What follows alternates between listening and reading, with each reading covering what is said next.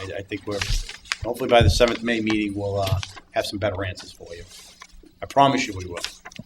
I think we've got a game plan. By Yep. the way, let's say we have a game plan and plan of attack. Okay, let's move on. We have final approval of the FY 2013 revenue plan / budget. Mr. Jellison. Board members, good evening to you. I just want to start off with an overview of the revenue plan. If you'd like, there's a paper copy that I put in your folder this evening. It's the green copy. And I figure it might be easier just to...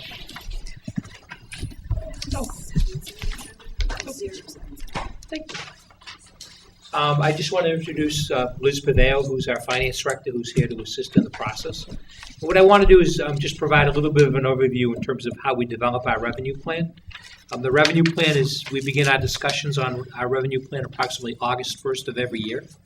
And at that time, the finance and administration takes a look at what our past revenues were in the last fiscal year. And in this case, it would have been fiscal year 2011, and the fiscal year ends on June 30th.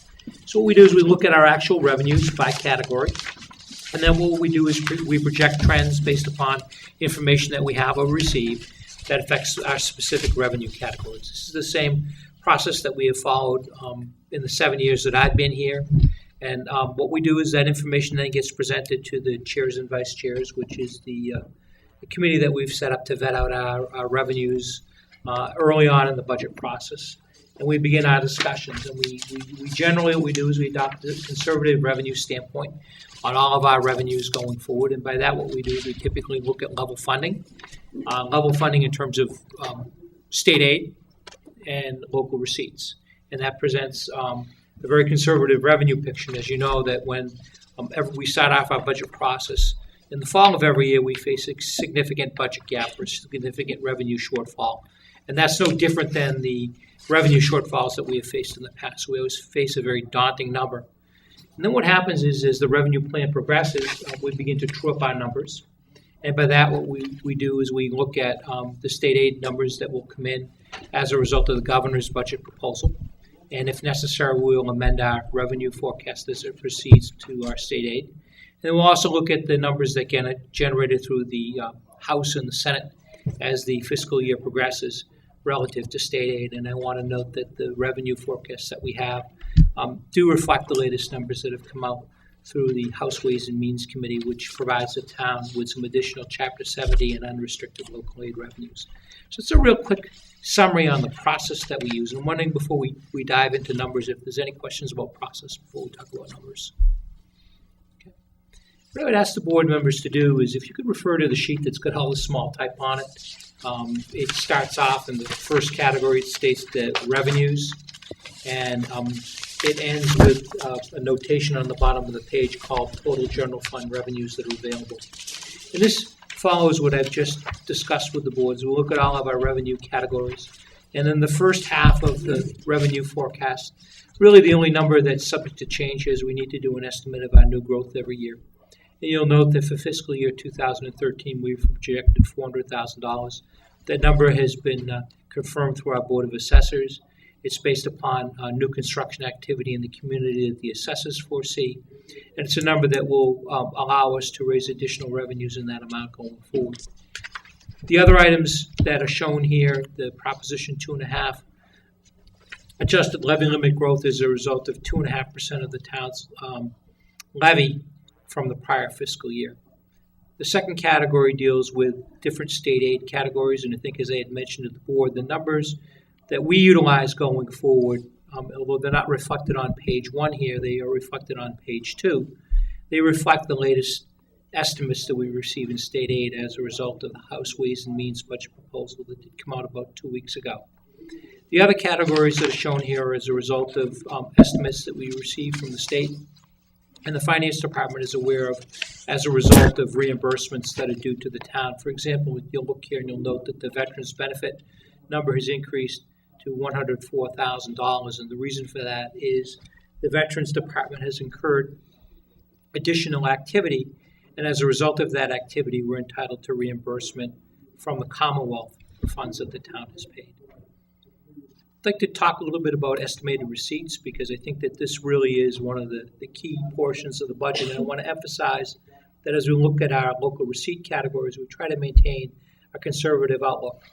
If you look at the first category, which is motor vehicle excise tax, that is the largest revenue generator under local receipts, and we're forecasting a $92,000 increase. You'll note that if you look back at the history of the town, we've always seen about a 2 or 2.5% increase in this category. And we've been very conservative with the economy about growing this number.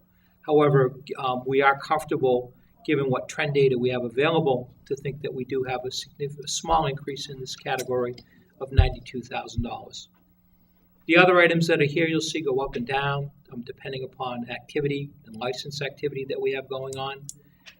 You'll note on the bottom of the page there are two categories that we do show here. One of them is miscellaneous revenue due to the meals tax. The town has a local meals tax in place. And you'll see that we have adjusted that upwards by $25,000. We have not utilized any monies from the federal government in terms of FEMA reimbursements, and that's the number that you see here from the last fiscal year of $151,405. That reflects money last year that we added in that we do not have available to us for this year. The final, and I just want to note that in terms of how we deal with local receipts, these are forecasts. So what we do is we forecast these numbers. These are numbers that are projected for the next fiscal year.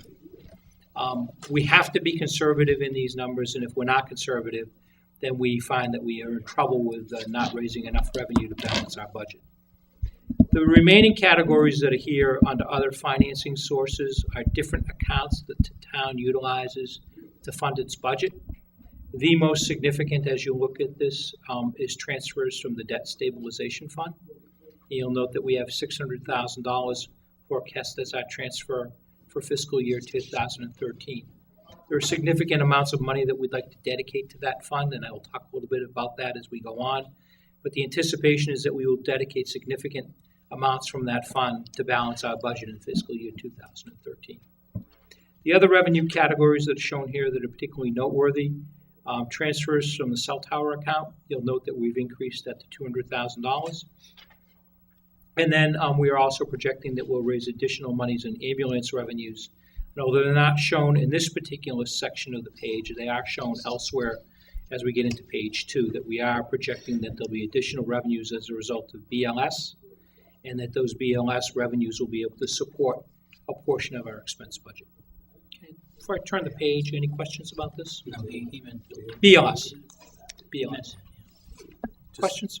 Just in relation to payment in lieu of taxes, Hillview, again, we were, the treasurer of the Hillview in here a few weeks ago, again, forewarning us that, a full payment in lieu may not be able to be made on a regular basis, and that we should not necessarily, we've been saying this for years, count that in the revenue stream.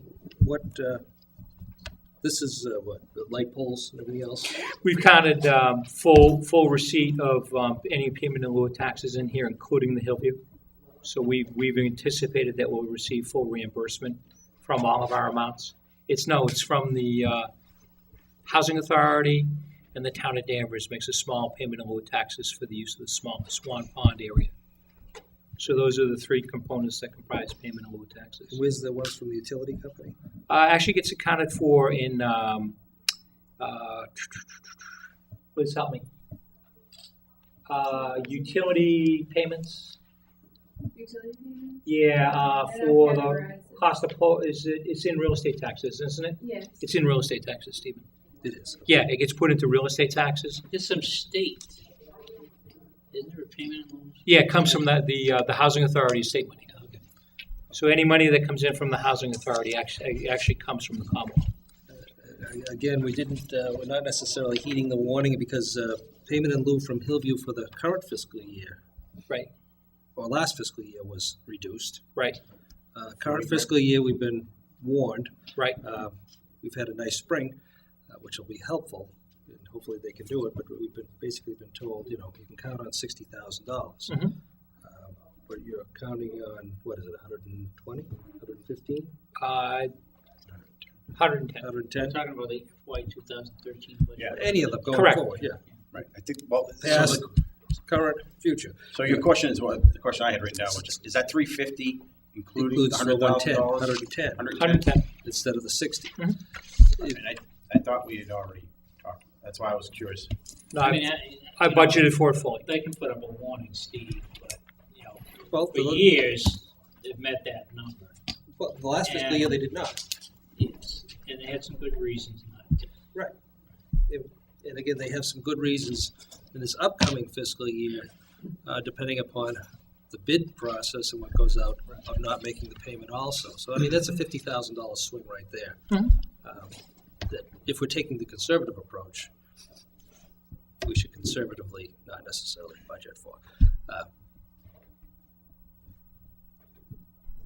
Just the point that I'd like to make. I So, don't understand, Greg, if you can explain why you willing to take that risk there. Because as the chairman stated, we've received that money throughout the history of the town. We've always received the amount that the Hillview was made to us, and I feel that the year that we're in, the year that we closed out, was an exception. Frankly, the Hillview had sufficient retained earnings to make that payment to the town. For whatever reason, they decided that they would not make it, but they had sufficient cash reserves to make that payment to the town above and beyond what they brought in for revenues. Do you know Why what they that didn't number make is? it? It was $300,000 in additional revenues called retained earnings. Do you know the answer to that question? what as to, that's not a lot of money to have in retained earnings. No, but why wouldn't they make it out? Why wouldn't they make that payment out of the retained earnings? Because as a matter of practice, the Hillview, and the chairman can verify this, since we've served a dozen years together on the commission, they'd like to retain, historically, they used to like to retain at least a year's worth of debt service. In case things go awry, we don't end up in the hole and not have enough retained earnings to pay the bills that currently are not on the tax rolls and don't cost the taxpayers any money, so would not incur any debt as far as the tax rate goes. They've throttled that down over the years because revenues have increased and stabilized for a while, so that the retained earnings amount was actually diminished, and where they were able to make the payment. Now, in years previous, early years, they were unable to make the payment in lieu, but did catch up over a period of 3 to 4 years on the previous payments that were due. So they always make good on it. It's just a question from a timing issue as to when. They have every intention of making good on it. They hope to make good on it, but it's all driven by the economy and the weather. So,